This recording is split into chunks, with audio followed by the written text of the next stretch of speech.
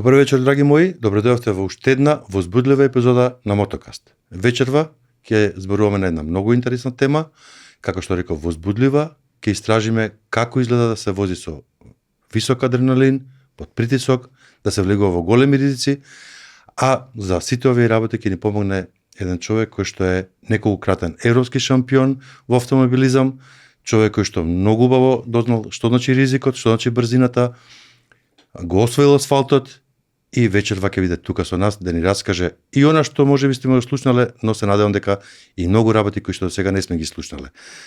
Со нас вечерва е Иџе, нашиот легендарен Иџе, Игор Стефановски. Добро вечер. Добро вечер, Зоки. Навистина ми е чест што ќе бидам дел од овој твој подкаст и се надевам дека ќе отвориме теми кои што гледачите не ги слушнале до сега. Епа, кога ово го спомна, благодарам. Јас би те прашал да ни кажеш нешто што никој до сега од новинари на емисии си бил на многу, знам дека си во присутен во медиумите, некојаш нешто што никој не те прашал. Па не верувам дека во мојава 20 годишна кариера некој не ме прашал ништо од она што е дел од мојата кариера или за мојот живот, но не знам, навистина не би знал да ти кажам сега. Мислам дека ме прашале доста прашања, но ете, можеби не ме прашал никој дали сум влюбител во моторите. Така. Добро, Мотокаст е инаку емисија во која зборуваме за мотоспортот и мотокултурата и се обидуваме да креираме еден безбеден и модерен мотосвет. И кога сме кај тоа, ќе те прашам, возиш мотори? Возам, да, ете одговор на тоа прашање. Навистина сум љубител на моторите и имаше период во мојата кариера и во мојот живот каде што бев активно бавење со мотокрос, непрофесионално на трки, меѓутоа рекреативно, дури секојдневно возење, бидејќи мислам дека најдобриот тренинг доаѓа преку мотокросот. Навистина е тешко и импресивно да се вози таа дисциплина и едноставно бев можеби година-две активно возење со кросот, да. Браво. А има ли некое незаборавно искуство или некоја возбуда ти доживел кога си бил на мотор? Дефинитивно, апсолутно. Имам возено и брзински мотори за изград, не тркачки, во обичниот сообраќај. Од дете почнав со Томос мотор, така сите да. Тоа и навистина сум љубител на се она што е брзина и адреналин. Но моторите имаат некоја посебна, ајде да кажам, хемија во однос на адреналинот, бидејќи навистина секој нешто го вози доловува дека може да осети надворешната средина од еден поидалков агол. Мене ме возбудува нормално кога возев крос, мотокрос, знаете како поминувате низ планински предели каде што ретко човекот може да стигне до нив и навистина доживеот кога возите низ тие предели е фантастичен. Мене ми е жал што поради мојата професионална кариера и моите спонзорски договори сето тоа го трнав на страна, но се надевам дека во некој одреден период во мојот живот повторно ќе уживам во тие вожњи и се надевам дека повторно ќе имам можност да возам мотори и мотокрос. Значи да се нашала малку, изгледа дека моторот е поопасен од автомобилизмот. Па не би кажал дека е многу поопасен, но познавајќи се себе дека не можам да се контролирам во однос на такви ситуации, дека сакам секогаш да искористам максимум и да извадам максимум од она што го правам во однос кога сум на моторите, подобро да се крене рачна во одреден период, затоа што така. Сепак имаме професионални договори. Обично кога ме прашуваат и како да го опишам нели искуството возење мотор, и која е разликата, возам и кола, возам и мотор. И има еден момент, а многу моторџи го споделуваат тоа, велат да го помирисам асфалтот. Поинакво чувство малку дава, и затоа те прашав како изгледало тоа и како би ги споредил, дали ти требаат посебни вештини, дали се снаоѓаш лесно, дали се различни многу слични се бидејќи има адреналин.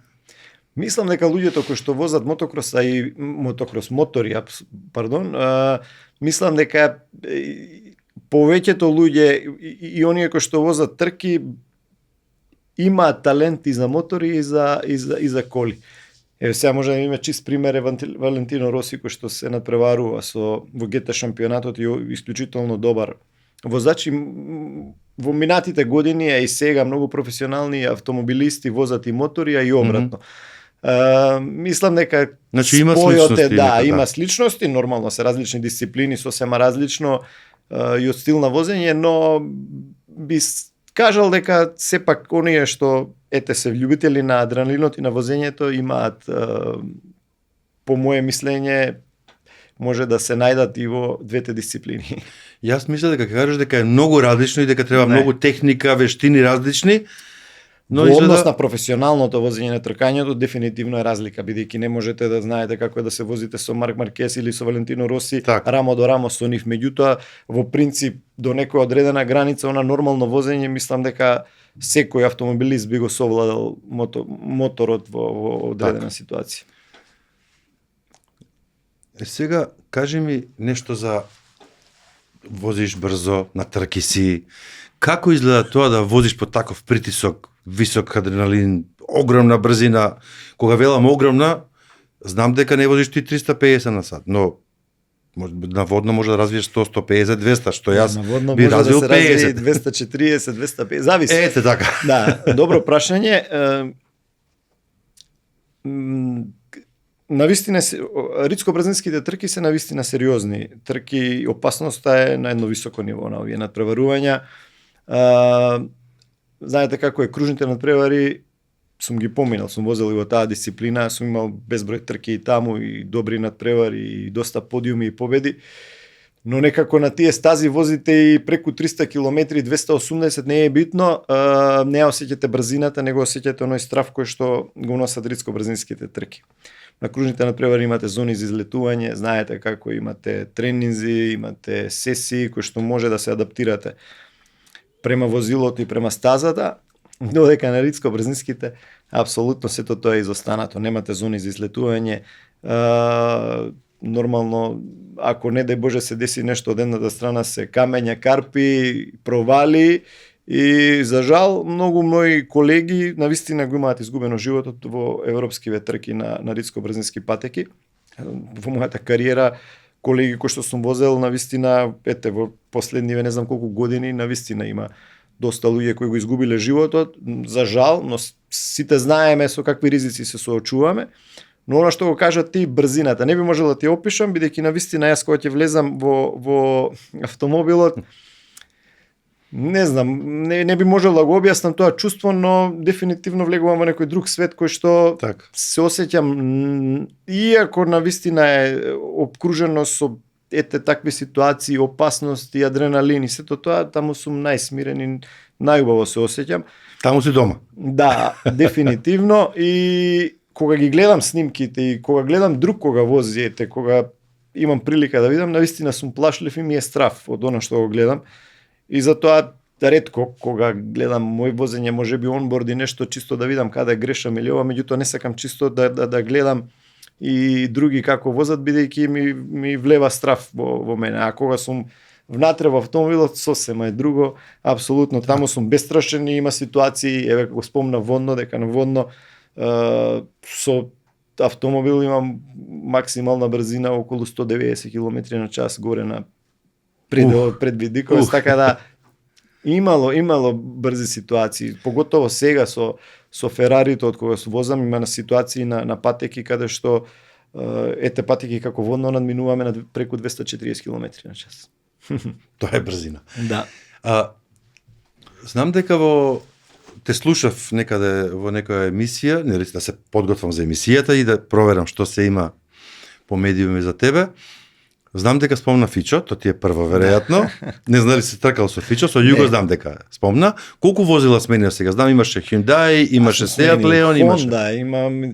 Почнав основното мое возење, првото каде што се научив на све беше Фичото од мојот татко, заедно со мојот брат да учевме на тоа.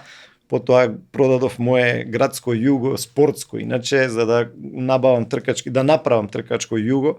Значи мојот автомобил си го продадов за да можам да се напреварувам на трки И ете така почна Юго, па потоа Peugeot, па Honda, па Mitsubishi, па не знам Hyundai, Seat,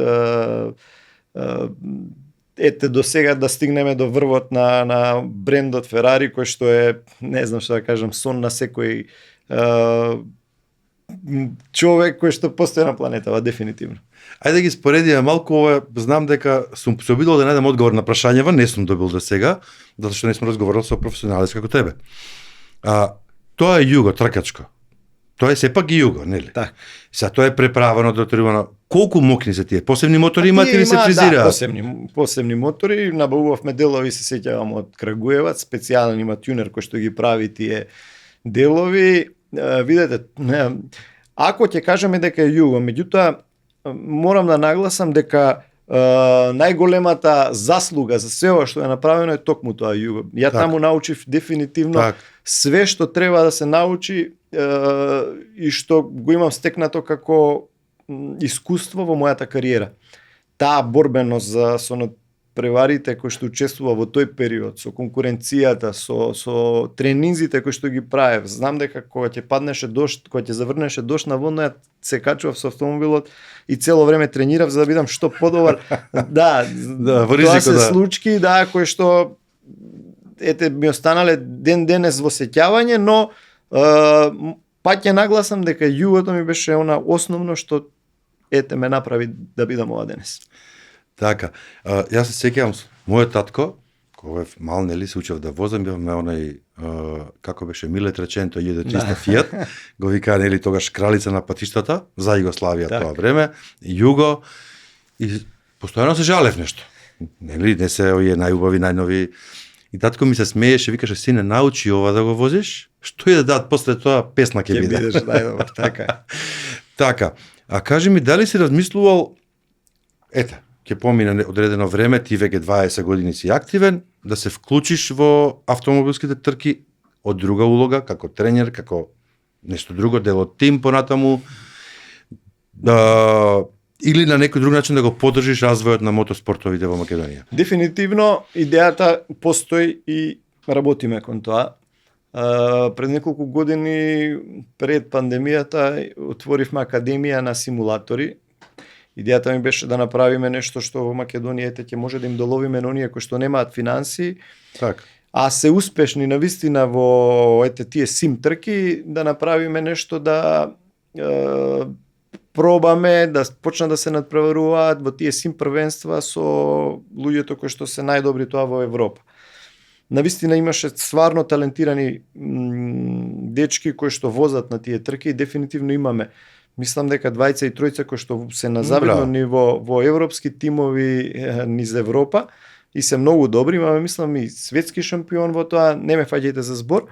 Меѓутоа знам дека се стварно на врвот. Жал ми е што после пандемијата сето тоа се растури и не го продолживме, но во некоја здравје Боже нареден во некој нареден период мојата желба и план е да се направи една професионална картинг патека каде што сето она што го имам јас текнато како автомобилист би им го пренел на сите оние љубители и млади луѓе кои што сакаат да се бават со автомобилизмот, да им биде полесен патот во нивната кариера која што сакаат да ја градат. Така, затоа и те праша, бидејќи имаш огромно искуство и би било штета тоа искуство да не биде раскажано или пренесено на помлади генерации, на помлади луѓе. Тоа и мислам дека во нареден период апсолутно дека ќе го реализираме.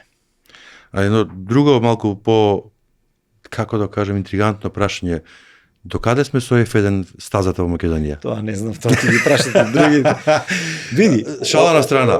Зошто немаме? Не знам, да вистина, не знам, не е само за F1 патека, немаме патека каде што апсолутно некој ќе може влюбител во брзото возење, дали е со мотор или со автомобил, ќе може да тестира, да вежба, да тренира.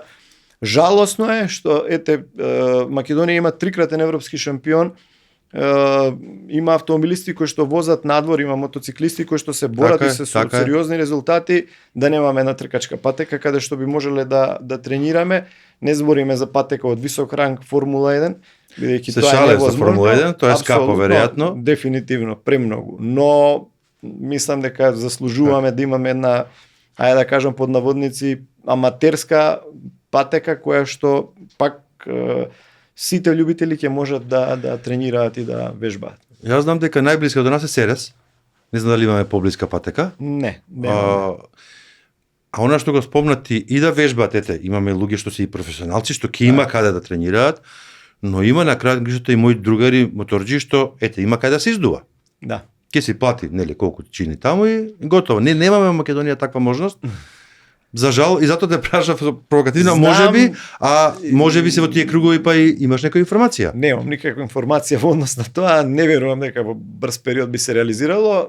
Она што знаме дека Албанија гради тркачка патека, сериозно тркачка патека, да, и дефинитивно можам да кажам дека ете земја која што нема апсолутно никој во автомобилизмот, нито во мототрките успешен, ете прават проект кој што навистина ќе биде сериозен. Добро, може од нив државата. Ја украдеме идејата, па ќе направиме и ние. Се надевам. Ајде сега ќе се префрлам на друга тема. Спомнавме адреналин, ризик, нели, стрес. Така. Да си шампион сигурно носи многу притисок. Претпоставувам дека првиот пат е најтешко, а после стана уште потешко бидејќи треба да останеш да бидеш шампион. Ти 3 пати го направи тоа, нели? Так. Се надевам дека, нели, допрва уште ќе следуваат успеси големи. Како се справуваш со тој притисок, со тој стрес? Имаш некои посебни техники, ментални, правиш нешто?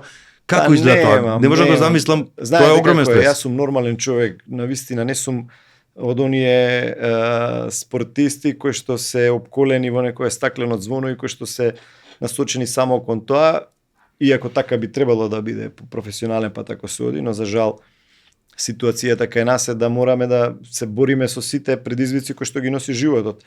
Знаете како е, него имам истиот третман како шампионите што се во Европа и тука, дефинитивно, иако нашите резултати се многу поголеми од нивните, но можностите во нашава држава се такви како што се. Но да не се жалиме, јас сум нормален човек, притисокот да, расте од секоја трка, секоја победа, секоја титула си носи свој дополнителен терет кој што останува внатре и знаете како е, сите очекуваат од вас добри резултати.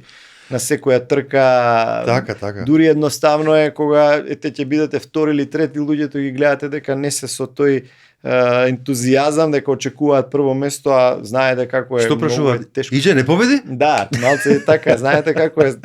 Види има ситуација каде што ете возите во Монца со најдобрите автомобилисти, ете ќе кажам кога возев кружни надпревари, ги победувате најдобрите во Италија, најдобрите од Европа, завршувате трети, луѓето од вашиот тим прашуваат, ги гледате со таков израз на лицето дека очекувале прво место. Знаеш како и едноставно кој ќе се научат луѓето на добро, ете на многу победи, навистина теретот е многу голем. Најбоже ти да не научиш секоја година си имаме шампион, нели? Битно е што пред се луѓето од мојот тим се навистина луѓе кои што ме познаваат многу, знаат точно како функционирам и дефинитивно се поддршката која ми ја даваат и она што ми треба во мојата кариера. Сигурно дека многу поддршка ти треба.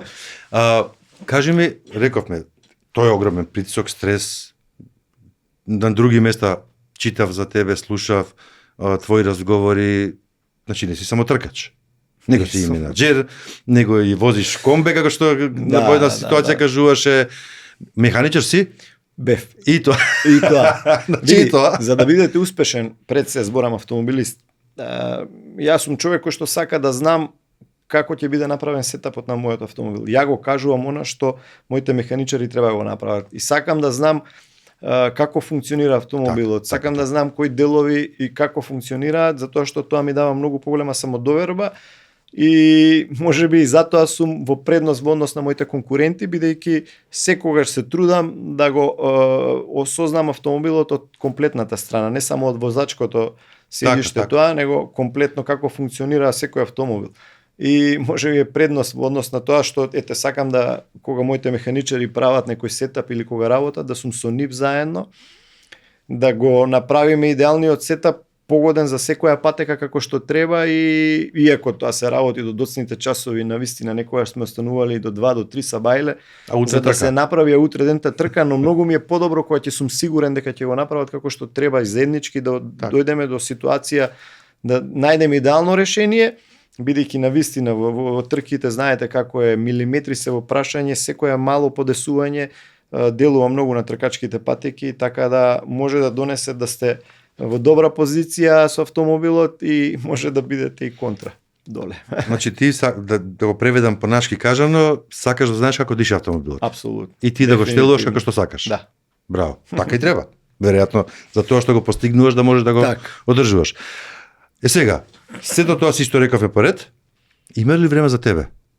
Што правиме? Дали имаш некој хоби? Ајде прво тука да почнам. Не, хоби навистина многу малце време.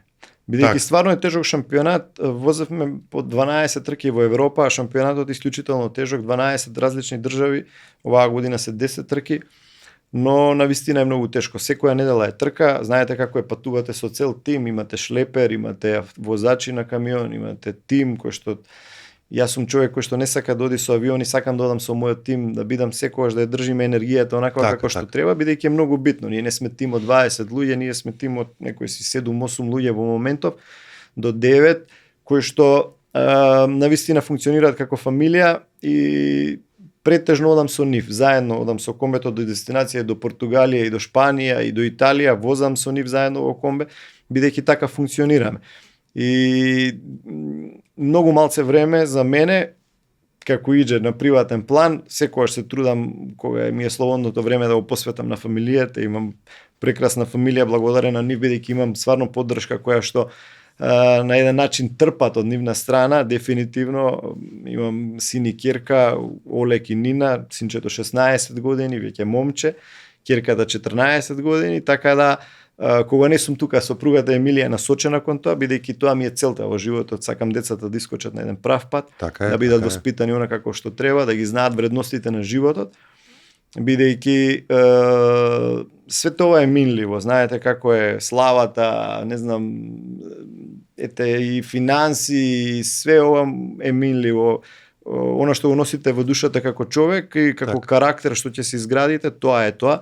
И верувај дека најбитно во изминативе години, а во годините кои што ќе следате, нашите деца да станат прави личности во ова време. Кога ги спомнат децата, сакам да те прашам, 16 години Олег, ќерката како беше името? Нина. Нина, 14, значи тоа веќе се личности пораснати. Дали како те гледаат како тркач, како спортист врвен? Сигурно им импонира, тато е многу успешен, но дали тренуваат по твој пат? Морам да кажам дека навистина ме радува што да, знаат дека татко им се за успехот кој што го имам ја направено, свесни се за тоа, но ме радува што од друга страна се пат скромни во однос на се она што е постигнато од татко им. Олег сакаше да и пробавме, влезе во светот на брзината, во картинг трките, да.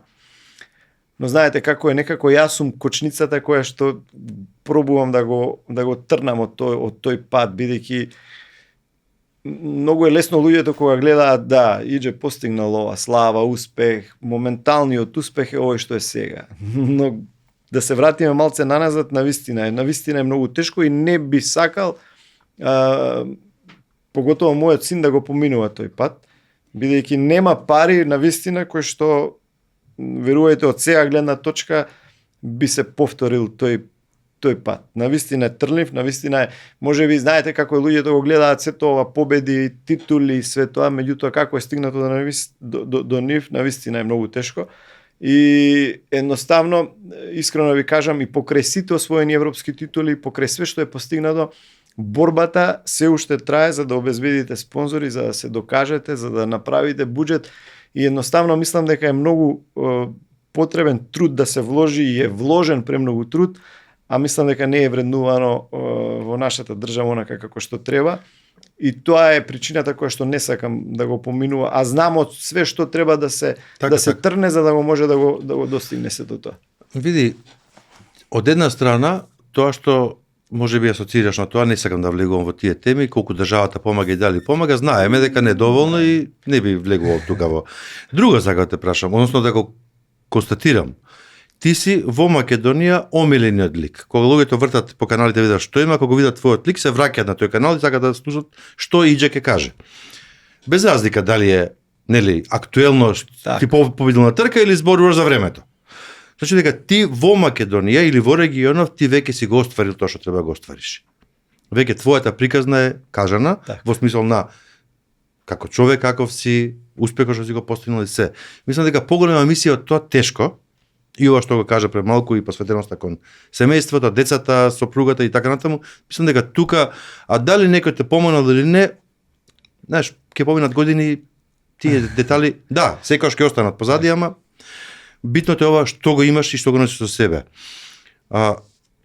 Но би те прашал во насока на те трнлив пат, и јас се обидувам да речем, јас сум моторџија, керката сака да вози, па се убедуваме прво кола да научи да вози, па еден скутер помал да научи да вози, па после да одиме на поголема, нели, тука имаме нетрпение, ама ќе менаџираме некако.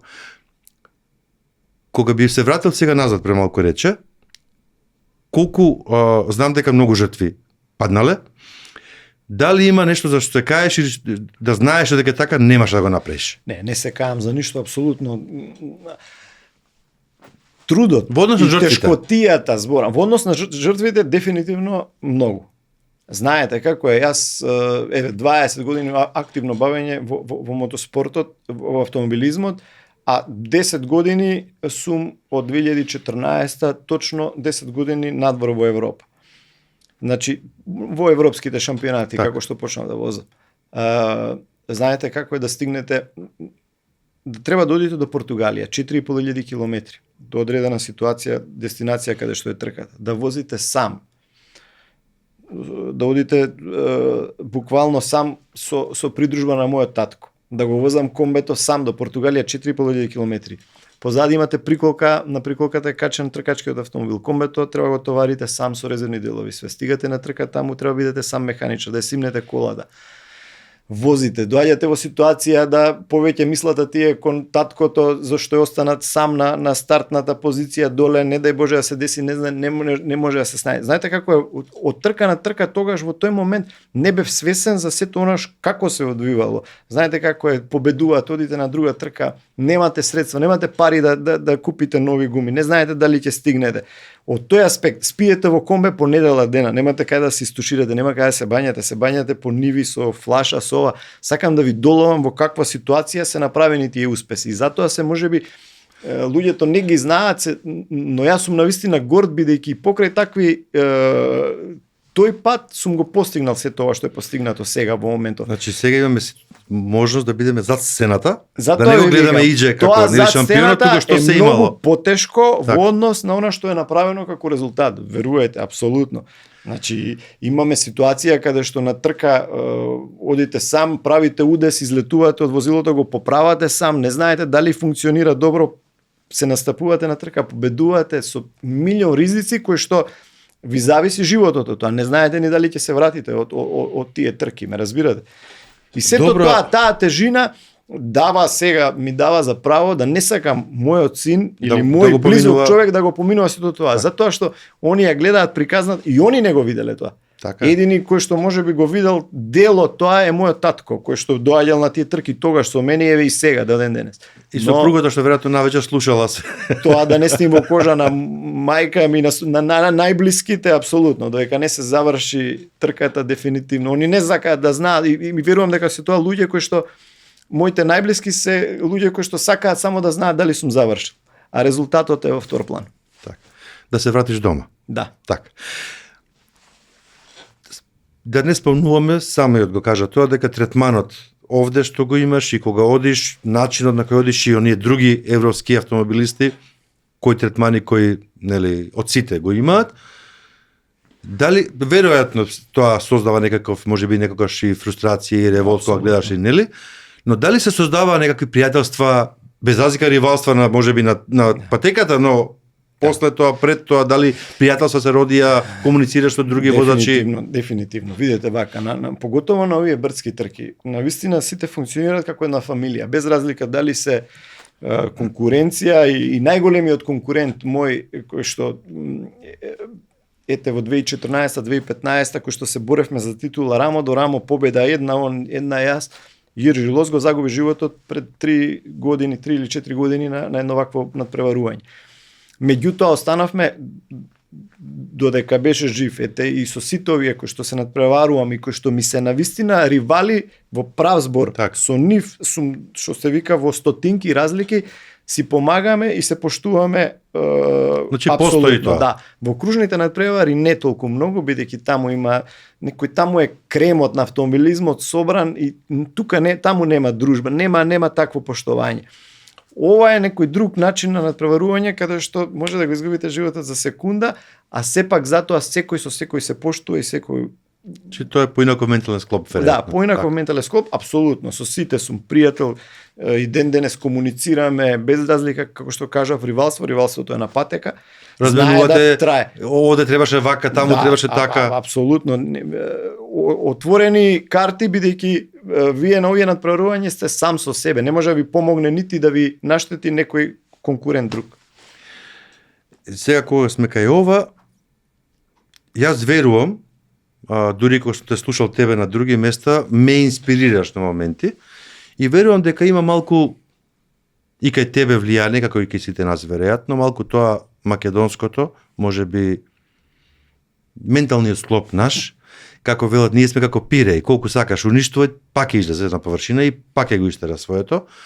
Нели, трнлив пати ние како нација имаме, но дали мислиш дека малку и тоа влијаело? Се ова што го кажуваш некако, ја мислам да еден германец, шпанец, било кој некој тешко малку би се нашол во сите овие. Има инат. Има Нели? тој инат што го имаме како нација, ете би кажал, можеби малце луѓе имаат таков инат.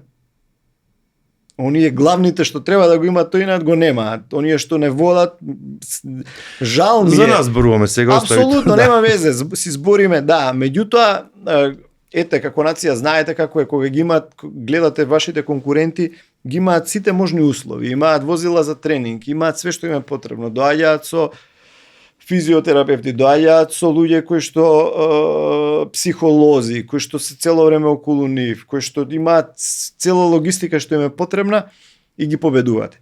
Не им е сватливо и не можат да го разберат како тоа функционира, бидејќи нонстоп се на тренинзи, нонстоп се со луѓе кои што ги мотивираат, кои што ги учат, нонстоп се на некои академии за возење на такви работи и доаѓа човек од Македонија кој што учел на водно со фиќо кој што работа, нема играчки. Никогаш не сум отидол на некакви да платам академија за возење или било што и ги победуваат. И тоа на нивна патека, на нивни терен, каде што е исклучително тешко и навистина го почитуваат тоа и навистина имаме сериозен респект од луѓето на ФИА, од самите организатори, од надпреварувачите и од големите тимови. Па и би требало. После сите овие работи што ги изнакажа, што те инспирира да продолжиш, да издржиш во сето ова? Не знам како, мислам дека без ова не би можел да функционирам, не би можел да живеам. Еве периодов кога немам трки, навистина сум не би кажал агресивен, но не може да ми стрпат, бидејќи ми фали тој адреналин, ми фалат трките. За жал средствата се толку да не можеме да настапуваме и на оние надпревари кои што можеби и зимно време да се возат. Но тоа е тоа што е, борбата продолжува како што викаат, сакаме што повеќе, мојата цел е да направам, иако до сега со овие резултати сме влезени во историјата на автоспортот во Европа, дефинитивно 3 европски титули не може да си го дозволат и најголемите држави. Мојот план е да не застанам тука, дефинитивно ќе атакувам на уште повеќе. Не би можел да кажам до кога. Рицко-брзински? Па, рицко-брзински, да. Би сакал да можам да возам во сите дисциплини. Доколку имам средства, доколку најдам спонзори и направиме финансиска конструкција, дефинитивно ќе возам и на кружните надпревари, а и љубовта ми и желбата ми е да се пробам и на рели надпреварите, бидејќи до сега не сум возел таму. И фокусиран сум заедно со мојот тим да обезбедиме што поголем буџет да можеме да возиме во сите дисциплини доколку имаме можности. Нешто прочитав некаде, можеби ти си го кажал, можеби некој новинар претпоставил, нешто NASCAR се спомнуваше? Точно така, бев на тестирање на NASCAR, тестиравме, но за жал почна пандемијата и сето тоа застана. од тој период. Иначе бев навистина поканет од самиот, ајде да кажам, газда под навозници на тој шампионат, човекот кој што го менаџира тоа. Направивме исклучително добри времиња на тие тестови и приказната се отвори токму пред недела дена, да ме повикаат пак на некои разговори и можно е да се појавам на некои надпревари, дури и оваа година ако може, но ќе видиме како ќе бидат работите. Добро, останува да видиме. Да. Некаде го прочитав. Ексклузивно кај тебе сега во моментот, бидејќи разговарано уште пред 2-3 дена во однос на ова и дефинитивно може би, како што кажав, да се појавам на некоја трка до крајот на годината. Браво, браво. Тоа со задоволство ќе го гледаме. Те прашував за менталитетот македонски, нели, и она да се справиш со самите предизвици и нормално неприлики што си ги имал, како што кажуваше, имајќи го тоа во вид, правиш нешто покрај она што рече со короната завршило, помагаш некој спортисти, планираш да се вклучиш во тоа, знам дека имаш дополнителен бизнис или да едноставно мотоспортот да го... Навистина немам време, апсолутно многу малце време ми останува кога сум во Македонија. Оваа сезона ми беше исклучително тешка, како што кажав, многу надпревари надвор, тестирање покрај тоа. Знаете како ќе дојдете, неколку дена сте во Македонија, тама малце ќе се прилагодите на некои работи, тука мора да заминете на нова трка. Жал ми е што некако автоспортот во Македонија е на едно ниско ниво, зборам во Македонија, доколку би се кренало на едно високо ниво, се надевам дека еве сега Министерството за спорт ќе најде за сходно да се направи некоја стратегија каде што ќе се кренат на едно високо ниво на вистина овие спортови. И доколку има овде трки, на вистина ќе помогнем, еве јас како Игор Стефановски, а и заедно со мојот тим на сите оние кои што сакаат да се бават со овој спорт, со нас што го имаме како знаење, со логистика и со се она што е потребно за да се почне во овој спорт, но како што кажав, мора да имаме тука надпревари за да можеме и ние активно да се вклучиме и да помогнеме. И патека, и нешто. Нели основни услови. Тоа е основното. Така. Те прашував за ова бидејќи следејќи тебе и врвни наши други, Кирил Лазаров да го спомнам, па Пандев, па неколку, нели, немаме премногу мала земја сме, но имаме врвни луѓе. Така. Јас се гордам со сите вас. За сите нив кога ќе читам или кога ќе слушам за нив, дел нив сум ги запознал, еве и тебе да запознав, гледам дека многу труд, многу страст е вложено во тоа, многу нели неприлики, многу прилики, но препоставувам кај сите, значи еве твојот спорт е скап спорт. Очигледно и тоа го кажуваш. Така. Но и овие другите не се ефтини.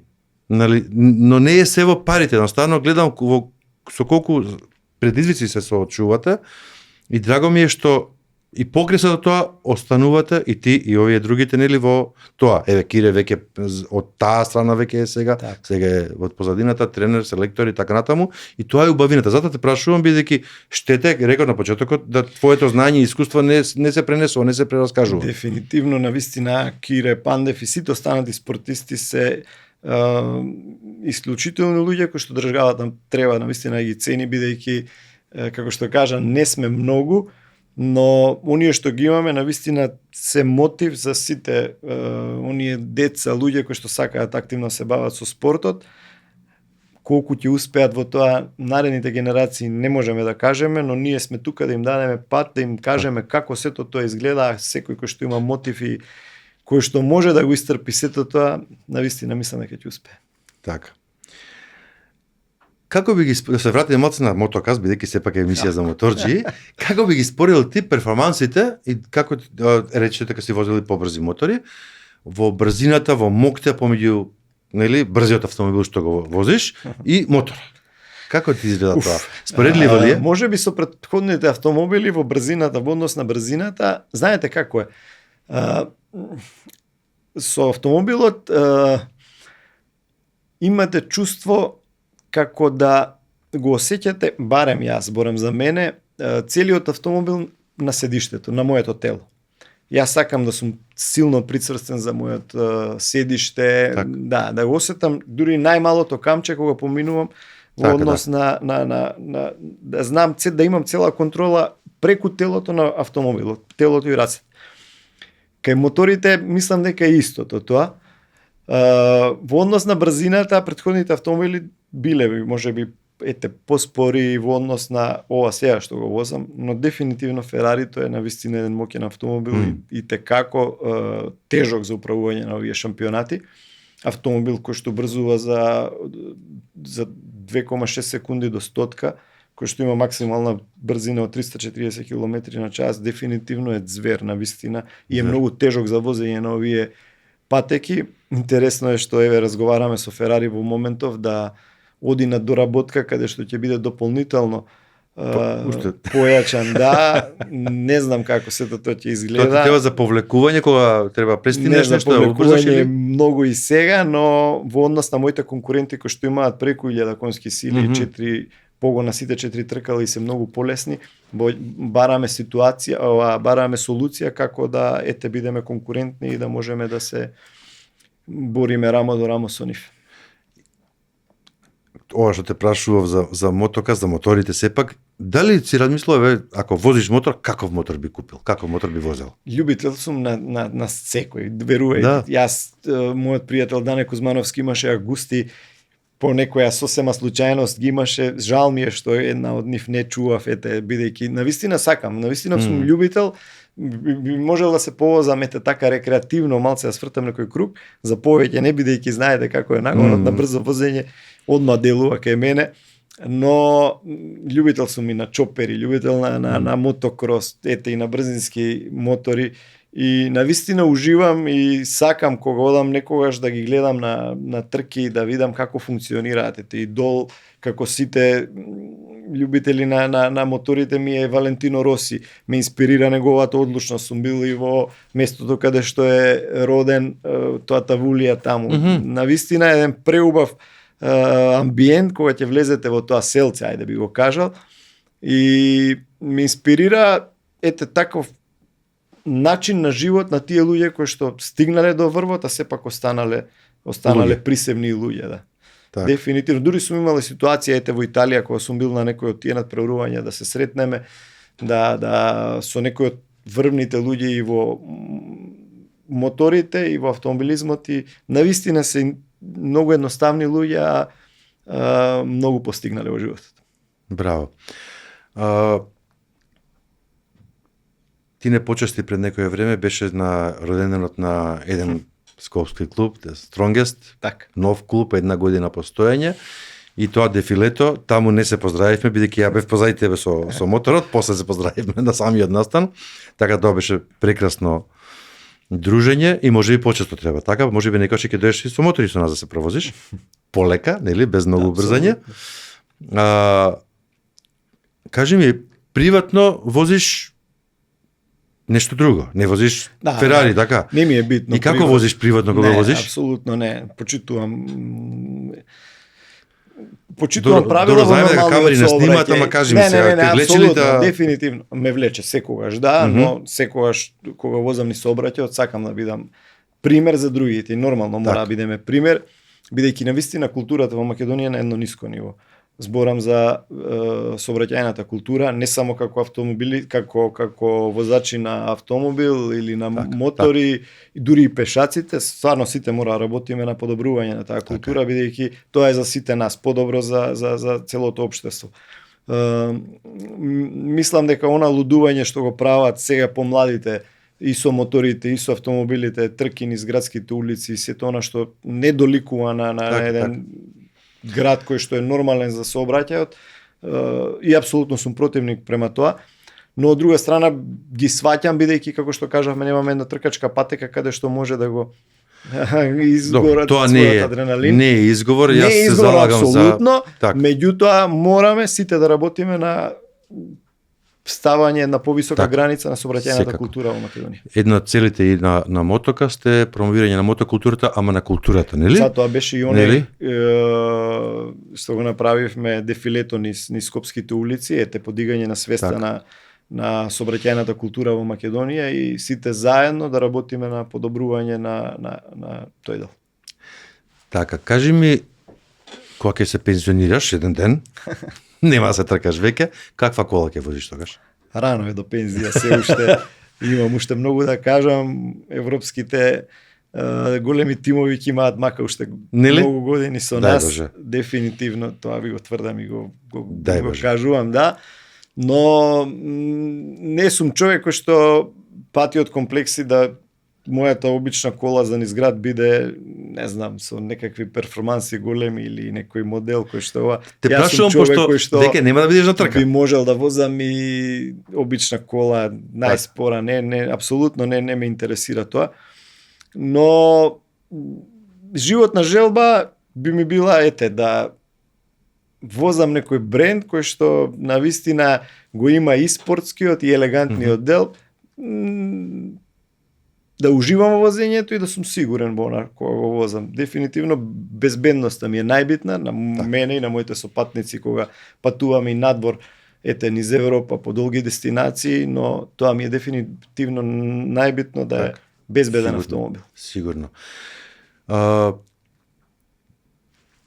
Кога од твоја позиција сега, што би им порачал, еве како да привршуваме емисијата, на моторџиите и на возачите, како порака од Иџе? Па што би им препорачал? Не знам што би им препорачал, едноставно да уживаат во она што сака да го прават. Знаете како е, ако некој сака да вози мотори, нека ужива во она што сака да го прави, да не биде тоа на сила, да не биде тоа, како што кажавме, агресивно возење, брзо возење, да не се ставаме под некој си ризик, не само собствен ризик, него и другите чинители во сообраќајот, да биде све она нормално како што е и како што треба да биде. Во однос на спортскиот аспект, ајде пак ќе дојдеме, да се истрени во она што сакаат да го направат.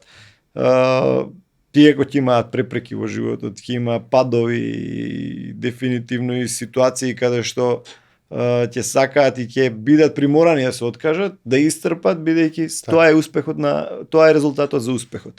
Јас сум го поминал тоа, знам, тешко е многу, ретко кој ќе издржи во тоа патешествие, но друга солуција или друга хемија или друга можност за успех нема.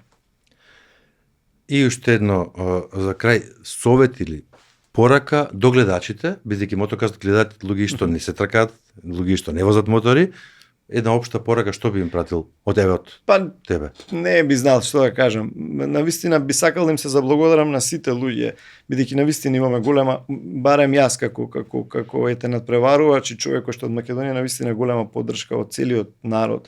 Ме фасцинира колку луѓе доаѓаат и на сега надпреварите кои што ги возам низ Европа, наши луѓе кои што живеат надворите во Швајцарија, имаше навистина огромен број на луѓе, можеби преку 400 луѓе дојдоа. Браво. Да ги следат трките во Италија исто. Сегде онаму каде што има наши луѓе и навистина сум горд и тоа ми е еден дополнителен мотив за следните надпревари и би им се заблагодарил во однос на тоа, бидејќи навистина тоа е еден од мотивите кои што ми дава надеж и се она што е потребно да продолжиме, да се надпреваруваме од оваа наша држава, бидејќи навистина сум имал понуди, имам и се уште понуди да возам по други држави, но сето тоа го ставаме на страна, бидејќи навистина овие луѓе кои што се тука заслужуваат да ги развеселиме и во овие некои си моменти кои што ретки се луѓето кои што навистина во спортски аспект прават резултати и треба да ги цениме. Така. Драги гледачи, време е за нашата рубрика Мото објектив. Проследете и се враќаме во студио.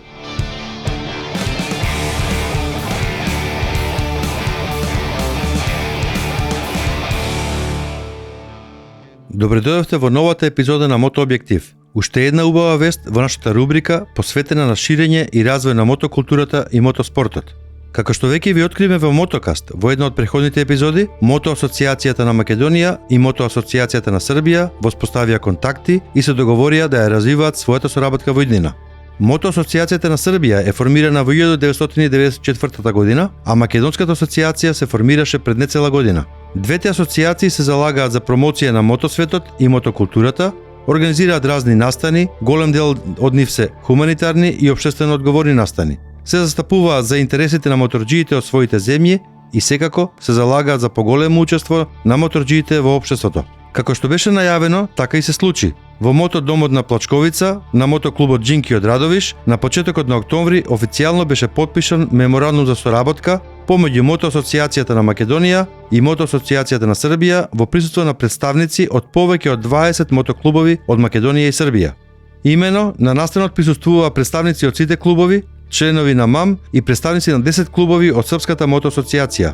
Меморандумот што беше потпишан предвидува обединување на двете асоцијации со организирање и реализација на заеднички настани, промовирање и проекти од областа на мотокултурата и мотозаедницата и пред се зближување на двата народи. Во организацијата на овој настан помогнаа сите клубови, членови на асоцијацијата, но секако, како што веќе спомнавме, главни виновници за одличната организација се членовите на мотоклубот Джинки од Радовиш. За самата организација и посветеност мора да им се честита. Беше подготвено се како што би прилегало за еден убав и свечен настан. Во текот на вечерта, од страна на сите беше споделена идејата и желбата на членките на двете асоцијации за здружување со другите слични асоцијации од регионот, со крајна цел креирање на една Балканска унија на моторџии која би ги издружила сите или повеќето моторџии од нашиот регион. Ние како моторџии очекуваме да ги видиме првите заеднички активности на Македонската и Српската асоцијација, кои секако ќе го дават својот придонес во зближувањето на моторџиите од двете земји и секако двете народи. Исто така, веруваме дека регионалното зближување ќе придонесе дополнително кон подобрување на состојбата и остварување на стремежите на моторџиите, како и подобрување на нашиот имидж во општеството. Ние од Мотокаст секако ќе бидеме тука, ќе ги следиме и се надевам во некоја наредна епизода ќе можеме со вас да ги споделиме новите случувања и вести од нашите асоцијации. Ви благодарам. До следната епизода на Мотообјектив, бидете ми живи и здрави. Драги гледачи, благодарам што бевте со нас во уште една епизода на Мотокаст. Благодарам на Иџе за гостувањето и за се оно што го сподели со нас. Со Иџе споделивме или се обидовме да споделиме многу приказни, нешто што ги знаевте до сега, сте ги слушнале, дел од нив и не сте ги слушнале до сега. Доколку ви се допадна оваа емисија, ве молам на крајот на овој видео лајк и сабскрајб и секако споделете со вашите пријатели и роднини кои што ве следат на социјалните мрежи и секако следете го Мотокаст на социјалните мрежи и на YouTube каналот и споделувајте ги вашите коментари со нас. Ви благодарам, да сте ми живи и здрави.